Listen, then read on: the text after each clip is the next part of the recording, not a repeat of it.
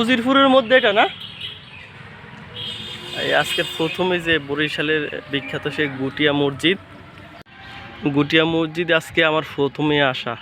মাশাআল্লাহ, যারা মসজিদটি তৈরি করছে তাদেরকে অসংখ্য ধন্যবাদ। এত সুন্দর একটা নান্দনিক ডিজাইনের মসজিদ নির্মাণ করছে, অসাধারণ।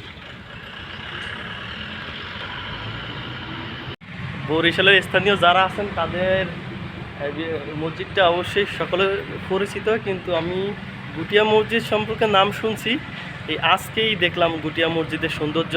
বানারীপাড়া নির্বাচন ডিউটিতে যাওয়ার পথে যাত্রা বিরতিতে গুটিয়া মসজিদের সেই বিখ্যাত যে নান্দনিক ডিজাইনগুলো একটু দেখে গেলাম। আমার সাথে আছে আমার মামুন ভাইকে অসংখ্য ধন্যবাদ। সেই থামাই যে মসজিদের কাছাকাছি আসার পরে বলছে যে খুব সুন্দর একটা মসজিদ আছে, গুটিয়া মসজিদ, তো নাম শুনছো, এই জায়গায় দাঁড়াও দেখো, আসলেই অসাধারণ মসজিদটা।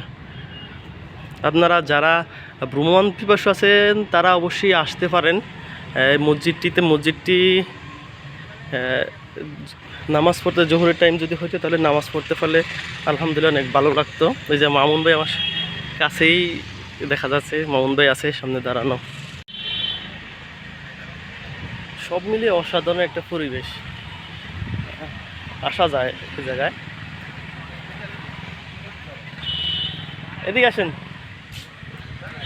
এই যে মামুন ভাই আমার নিয়ে আসছে এদিকেই, যে গুটিয়া মসজিদ সুন্দর অনেক, দেখো একটা ভিডিও বানাও।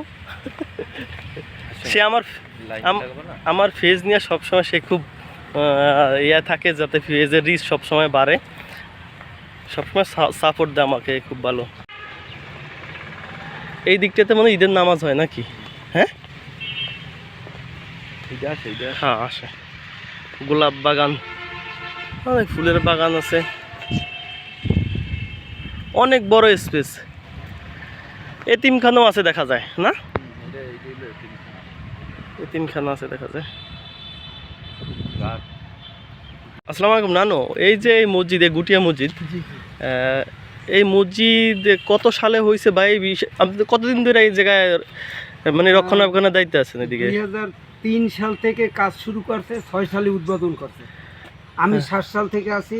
মাশাআল্লাহ। প্রতিষ্ঠিত হলে এর শরফুদ্দিন আহমেদ সান্টু, হ্যাঁ, উনি একাই করেছেন, জমিগুলো কিনে নিয়েছেন, হ্যাঁ, নিয়ে ভিটাবালি দিয়ে ভরাট করিয়া তারপরে এই মসজিদ করা হয়েছে। মাদ্রাসা আছে, মহিলা মসজিদ আছে, এতিম ছাত্র আছে 30 জন। এদের দুনিয়ায় যা দরকার সব কিছুই উনি বহন করেন। মাশাআল্লাহ। তারপর উনি 3টা ডিগ্রি কলেজ করছে, 3 তলায়, এখন সরকার নিয়ে নিচ্ছে। 2টা হাসপাতাল করে দিয়েছে, এখন সরকার নিচ্ছে। এই ধরনের আরও 4টা মাদ্রাসা আছে। এই জায়গাতে মনে হয় যে মহিলাদেরও নামাজের ব্যবস্থা আছে নাকি? মহিলা মসজিদ আলাদা আছে। মাশাআল্লাহ।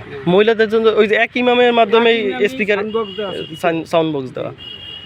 তো অনেক মনে হয় যে অনেক বিদেশ থেকে পর্যটকরা আসে এদিকে দেখতে। পর্যটকরা আসে, তবে শুক্র শনি এই 2 দিন পর্যাপ্ত পরিমাণে মানুষ হয়, অন্য অন্য দিন কম হয়। আবার একটা পর্ব আছে, যেমন এই শবে কদর, আরে এই যে ঈদুল আজহা আসতেছে, তখন 10 দিন পর্যন্ত জমজমাট থাকতো, খুব মানুষ নামাজ আদায় করবে, তারপর ঘুরবে ফিরবে।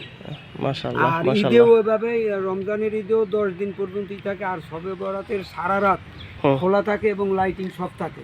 তখন এই পার্কিং এ পুরো ভরে যায় গাড়ি। আমি যেটা দাঁড়ায় আছি যে এটা কি পার্কিং না? পার্কিং, হ্যাঁ। ও আচ্ছা আচ্ছা, এটা পার্কিং।